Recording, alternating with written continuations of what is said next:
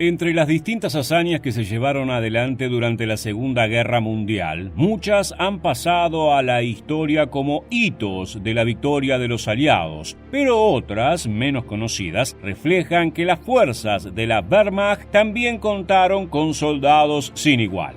Tal es el caso del épico relato de Fritz Klinenberg, un oficial de las SS que, tras sufrir un trágico accidente mientras cruzaba el Danubio con sus tropas, logró capturar la ciudad de Belgrado, contando únicamente con la ayuda de 6 soldados que habían sobrevivido al naufragio. Las temerarias acciones de Klinenberg no solo hicieron que se convirtiera en un héroe del Reich, sino que quedaron grabadas para siempre en la historia militar, debido a la impresionante valentía con la que estos hombres, pese a pertenecer al bando perdedor, lucharon para alcanzar lo imposible. Acompáñanos en un nuevo episodio para conocer cómo hicieron 7 hombres para capturar toda una ciudad pese a tener todo en contra.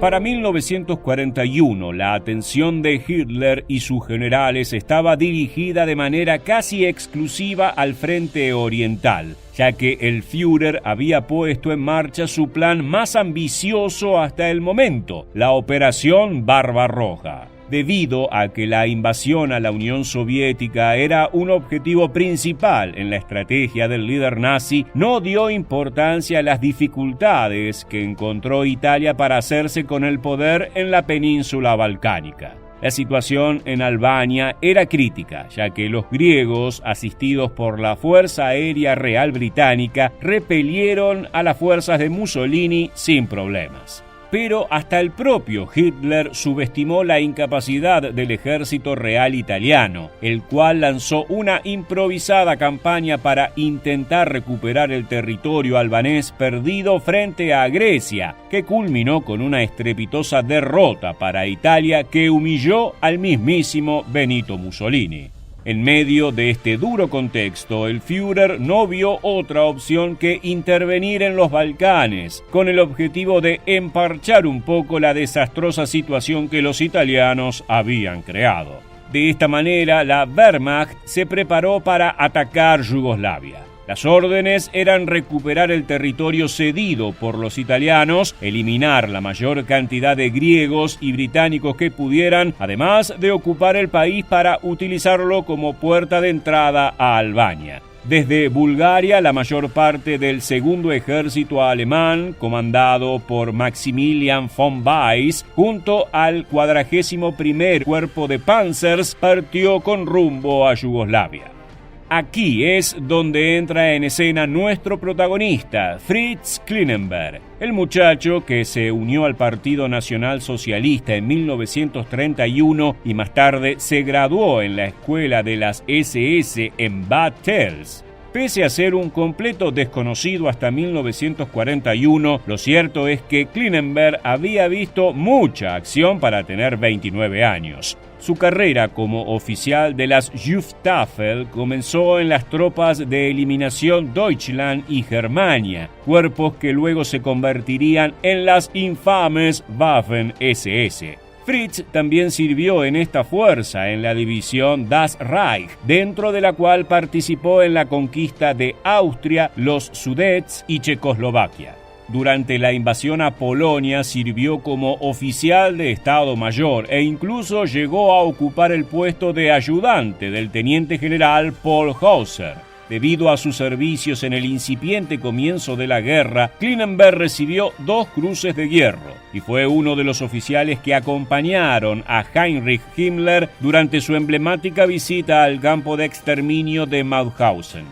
Pero en abril de 1941 fue enviado como capitán junto a las fuerzas de la Waffen-SS involucradas en la operación para capturar Yugoslavia. Lo cierto es que la campaña de los Balcanes no fue la mejor de la historia alemana y presentó muchos problemas tanto en su planificación como en su ejecución. En primera medida, la estrategia elegida para entrar en Yugoslavia era el golpe en Os, famosa táctica nazi acuñada a principios de la Segunda Guerra Mundial que involucraba como un componente fuerte a la infantería y los Panzerkorps asistidos por intensos bombardeos de la Luftwaffe. Pero para llegar a Belgrado, la ciudad más importante en la mira de la Wehrmacht, los alemanes debían cruzar el Danubio, cuyas cabezas de puente estaban fuertemente protegidas. El comienzo de la operación se dio el 5 de abril, cuando se despacharon destacamentos de ingenieros que debían capturar o derribar los puentes custodiados por los yugoslavos, griegos y británicos. Estos hombres fueron los encargados de asegurar tanto el cruce del río como la navegación segura para alcanzar la capital enemiga.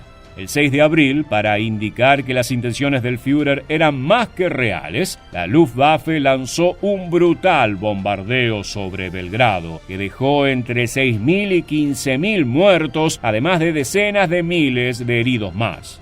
Uno de los mayores problemas, no obstante, fue la pobre comunicación que las cabezas del ejército tuvieron con sus ingenieros del otro lado del río. No todos habían logrado su cometido, pero ni los éxitos ni los fracasos fueron comunicados a von Weiss, quien recibía reportes a cuentagotas. Entre avanzar o esperar, la tensión se apoderó de los alemanes y un grupo de la Waffen-SS decidió adelantarse al ejército y cruzar el Danubio por su cuenta. Este grupo era el capitaneado por Fritz Klinenberg. El oficial de las SS creía con toda su alma que Belgrado debía ser capturada de forma inmediata y haría todo lo que estaba a su alcance para lograrlo. Pese a sus grandes ambiciones, en el comienzo de su cruzada personal, la suerte no acompañó a Fritz. El 12 de abril, con su pequeño batallón internado profundamente en territorio enemigo, debió enfrentar varios tiroteos con yugoslavos, además de que quedó en medio de un caótico bombardeo de la Luftwaffe. Desesperados, Klinenberg y sus hombres intentaron cruzar el Danubio en un bote, pero en dirección a Belgrado, ya que el oficial nazi no pensaba renunciar a su intento de conquista.